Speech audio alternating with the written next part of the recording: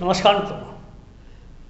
यार आज हम देखने जा रहे हैं कि आर्टिकल 55 जो है वो क्या कहता है। इससे पहले की वीडियो में आपने देखा कि जो राष्ट्रपति से रिलेटेड जो आपके आर्टिकल्स हैं, जो अनुच्छेद हैं, उनमें क्या कहा गया। हमने ये भी देखा कि जो आपका आर्टिकल 54 है वो क्या कहता है, निर्वाचक मंडल क्या होता है, कौन कौन से लोग निर्वाचक मंडल में शामिल होते हैं, ये सारी बातें हमने देखी। अब हम देखने जा रहे हैं कि जो इसकी चुनाव विधि होती है, जिसका जिक्र 55 आर्टिकल 55 में है, वो क्या है और कैसे वो काम करती है। तो आइए देखते हैं। देखिए क्या होता है कि ये इलेक्शन जो है यार, ये इलेक्शन जनरल इलेक्शन से अलग है, डिफरेंट है।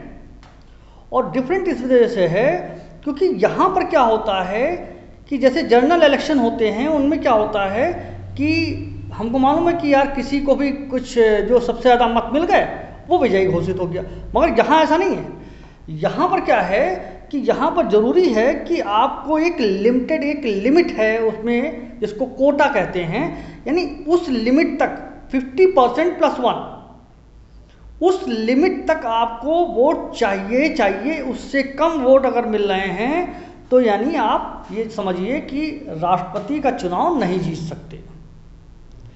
तो वो क्या है और इसको कैसे जो है, इसकी जो संरचना है, कैसा इसका सिस्टम है, उसको समझेंगे एक एग्जाम्पल के थ्रू। एग्जाम्पल ले लेते हैं यार, वैसे तो नंबर बहुत होते हैं मगर हम लोग एग्जाम्पल ले लेते हैं। सपोज 1000 टोटल वोट्स जो है वो 1000। मत मूल्य, ये सारी बातें जो हैं वो आपको इससे पहले की वीडियो में मिलेंगी कि ये मत मूल्य क्या होता है, ये जो सांसदों का मत मूल्य कैसे निकाला जाता है, विधायकों का मत मूल्य कैसे निकाला जाता है, ये सारी बातें हम लोगों ने डिस्कस की। यहाँ पर हमको, चूँकि आपसे मैंने वादा किया था कि भाई आपको आगे जो है इसकी चुनाव विधि जो है उसके बारे में डिस्कशन करेंगे, इस वजह से ये वीडियो है आपको ये समझाने के लिए कि यार जो चुनाव का जो प्रक्रिया है उसमें जो हम ये कहें कि ट्रांसफ़र ऑफ वोट, कैसे एक ही वोट ट्रांसफ़र होता है ABCD, कैसे जो है ये एकल संक्रमणीय मत पद्धति है, इसके बारे में जानेंगे। देखिए क्या होता है कि जैसे A, B, C और D, ये सपोज 4 कैंडिडेट हैं यार, ठीक है ना। अब 4 कैंडिडेट हैं, उसमें से अगर हम ये कहें कि जनरल, इसमें क्या होता है, देखिए इसमें क्या होता है, वरीयता क्रम, जो आपका मतपत्र होता है, या हम ये कहें कि जो हम ये कहें कि जो आपको पत्र मिलता है, यानी जिससे इलेक्शन शुरू होता है, हम लोग मतपत्र ही कहेंगे। तो उसमें वरीयता क्रम जरूरी है, यानी आपको ये दिखाना होगा कि आप A को चाह रहे हैं कि वो राष्ट्रपति बन जाए, या B को चाह रहे हैं, या C को चाह रहे हैं, या D को चाह रहे हैं। तो जैसे ऐसी स्थिति में 540 मान लो, 60 करो, ठीक है, 560 लोग जो है वो आपको A में प्राथमिकता, मतलब ऐसे लोग 560 लोग ऐसे थे जिन्होंने A को कहा कि भैया इनको जो है प्रेसिडेंट बनना चाहिए, ठीक। फिर उसके बाद क्या हुआ कि जैसे 250 लोग जो है B को चाहते हैं कि यार B प्रेसिडेंट बन जाए। 140 C चाहते हैं कि C जो है, यानी 140 ऐसे मेंबर हैं जो चाहते हैं कि भैया C जो है बन जाए, और 50 मेंबर ऐसे हैं जो चाहते हैं कि D बन जाए, ठीक है। अगर ऐसी कोई स्थिति बनती है तो ये हो गया भैया आपका 7 और 3 10, यानी तो ऐसी स्थिति में आगे की कोई काउंटिंग नहीं होगी। सिंपल क्या होगा कि भाई रूल क्या होता है 50% + 1, यानी total number of votes upon 2 + 1, ठीक है ना। Total number of votes upon 2 + 1, यानी 50% + 1 जो भी बने। तो यहां पर हमने क्योंकि टोटल 1000 ले रखा है तो हम 1000 को डिवाइड कर रहे हैं। ध्यान रखिएगा कि वहां पर जो भी मत वैल्यू निकलेगी, यानी आपकी वोट वैल्यू निकलेगी, उसको ही हम लोग लेंगे, यानी टोटल जो बनेगा। तो क्या हुआ कि ऐसी स्थिति में ये बन गया 501, यानी अगर किसी तरीके से 501 का आंकड़ा पार हो जाता है तो भाई वो विजयी घोषित हो जाएगा। इनमें से कोई भी व्यक्ति अगर 501 का आंकड़ा छू लेता है, यानी उसके पार पहुंच जाता है या उसको छू लेता है, तो वो विजयी घोषित हो जाएगा। यहां तो ये स्थिति पहले ही से ही डेवलप हो गई, तो यानी आगे की कोई काउंटिंग नहीं। जो द्वितीय चरण और तृतीय चरण की काउंटिंग होती है, कुछ नहीं, सिंपल यहीं से विजयी हो जाएंगे। यहां मैं बताता चलूं आपको कि भैया ये 2 लोग जो है अपनी जमानत भी नहीं बचा पाएंगे, है ना। ये 2 लोग अपनी जमानत भी नहीं बचा पाएंगे। क्यों नहीं बचा पाएंगे, इसका ब्यौरा आपको इससे पहले की वीडियो में बताया जा चुका है। कितनी जमानत राशि है ये भी आपको बताया जा चुका है।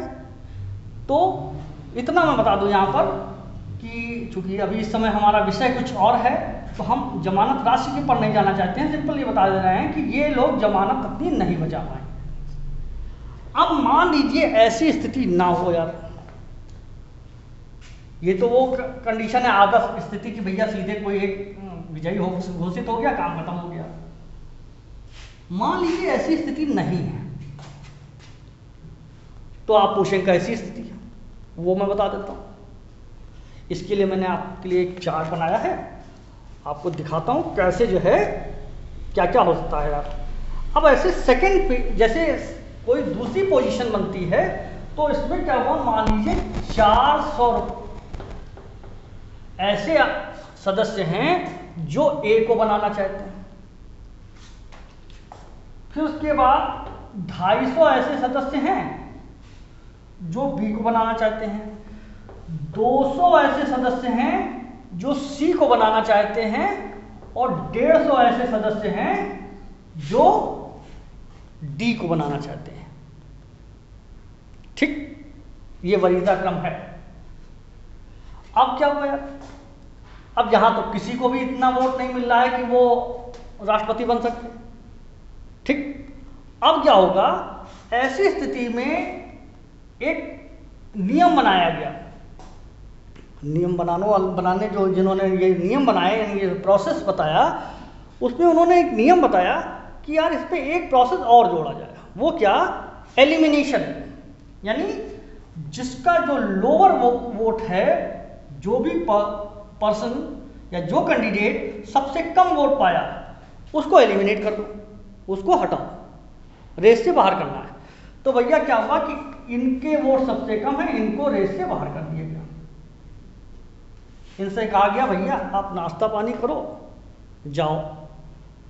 वो बात अलग की है कि इनका भी नाश्ता पानी थोड़ा महंगा पड़ जाएगा, इनकी भी जमानत जब्त हो जाएगी। क्यों जब्त हो जाएगी, आप देखिएगा, बताइएगा। 16 से कम अगर वोट हैं तो जमानत जब्त। अब आते हैं, ऐसा क्या हुआ कि इनको हटाया गया, तो यार ये 150 लोग हैं, तो इनमें 150 लोगों ने तो डी को प्रथम वरीयता दी, मगर बाकी जो बच रहे हैं वो ए बी सी, यानी कुछ ऐसे होंगे जो ए को चाहते होंगे, कुछ ऐसे होंगे जो बी को चाहते होंगे, कुछ ऐसे होंगे जो सी को चाहते होंगे। तो यार इसमें क्या हुआ कि इसमें मान लीजिए हमने देखा कि यार 25 लोग ए को चाहते थे, 50 लोग बी को चाहते थे और 75 लोग सी को चाहते थे कि वो भाई अगर ये ना बने तो इनमें से 25 लोग थे वही कह रहे थे कि यार अगर ये डी ना बने तो ए बन जाए, 50 लोग कह रहे थे अगर भैया डी ना बने तो बी बन जाए, 75 लोग कह रहे थे कि अगर डी ना बने तो ये सी बन जाए। यानी जो सेकंड प्रेफरेंस था वो ऐसा कुछ था। तो यार ये वोट इसमें जोड़ देते हैं, देखो ध्यान दो, तो क्या हो जाएगा, इनको एलिमिनेट करना है, इनको हटाना है, अब इनके जो बाकी बचे वोट हैं वो इसमें जुड़ जाएंगे। तो कैसे जुड़ेंगे भाई, तो देखिए क्या हो रहा है, इसको हम जोड़ रहे हैं, तो सी वाले को ये जोड़ दो, बी वाले को ये जोड़ दो और ए वाले को ये जोड़ दो। ये हो गया 425, ये हो गया 300 और ये हो गया 275। ठीक, अब ऐसी स्थिति हुई, मगर अभी भी कोई आदमी ऐसा नहीं है जो इनसे इन कैंडिडेट्स में जो इस आंकड़े को पार कर रहा हो या इसको छू रहा हो। अब क्या किया जाएगा, अब फिर किसी को एलिमिनेट किया जाएगा। तो किसको एलिमिनेट किया जाएगा, जो सबसे कम है। तो यहां पर सी को भैया हटाया गया, सी से भी कहा गया कि भैया आप जाओ, मगर इनकी जमानत जब्त नहीं हुई। तो सी से कहा गया भैया आप जाओ, और सी के जो कैंडिडेट थे यानी जो सी थे, यहां ध्यान दीजिए 75 लोग तो सी वाले ही थे, तो इस 75 को तो हम काउंट करने वाले नहीं, क्योंकि अब हमको चाहिए ए, बी और डी, क्योंकि सी तो ये सी कॉलम ही। तो अब इसमें से कुछ ऐसे होंगे जो ए को चाह रहे होंगे, कुछ ऐसे होंगे जो बी को चाह रहे होंगे और कुछ ऐसे होंगे जो डी को चाह रहे होंगे। तो मान लीजिए ए को 100 लोग इसमें चाह रहे हैं कि यार अगर ये ना बने तो भैया ए बन जाए। बी वाले जो है वो 60 लोग चाह रहे हैं, जैसे 160 मान लो, और डी को 40 लोग, 200 थे, तो 200 वोट में से ये ऐसा बढ़ गया। अब भैया अगर ऐसा हो गया तो डी की तो हम बात ही नहीं करेंगे, क्योंकि डी तो पहले ही एलिमिनेट हो गया। जब एलिमिनेट हो गया तो डी का तो दौड़ में ही नहीं रहा ना, तो डी की तो बात ही नहीं करेंगे।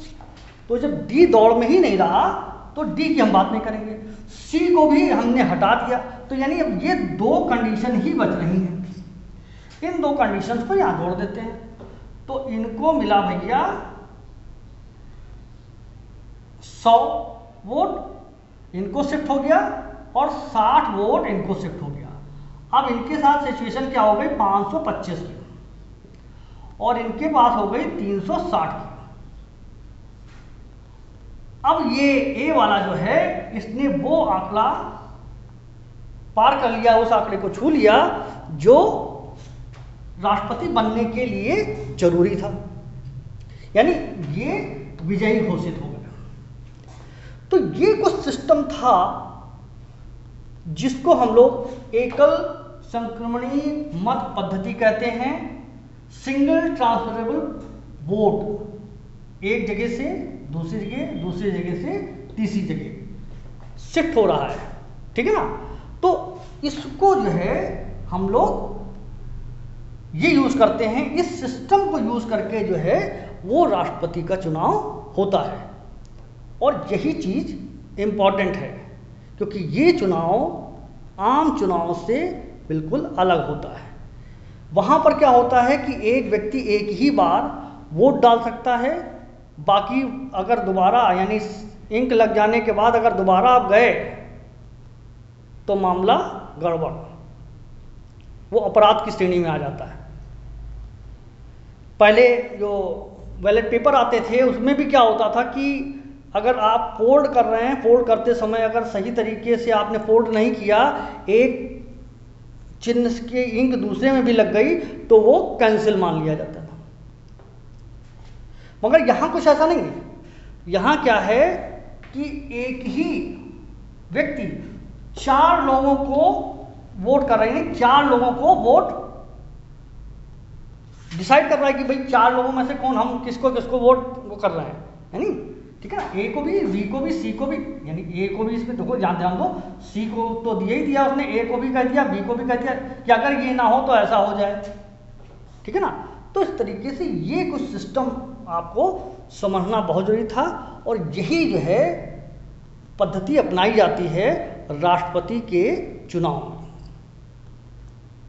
बाकी मिलते हैं नेक्स्ट वीडियो में, थोड़ा सा इसको आप मनन करिए, कमेंट करना है, लाइक करना है, शेयर करना है, बाकी बातें आपको अच्छी तरीके से मालूम है। तो मिलते हैं नेक्स्ट वीडियो में। Thank you.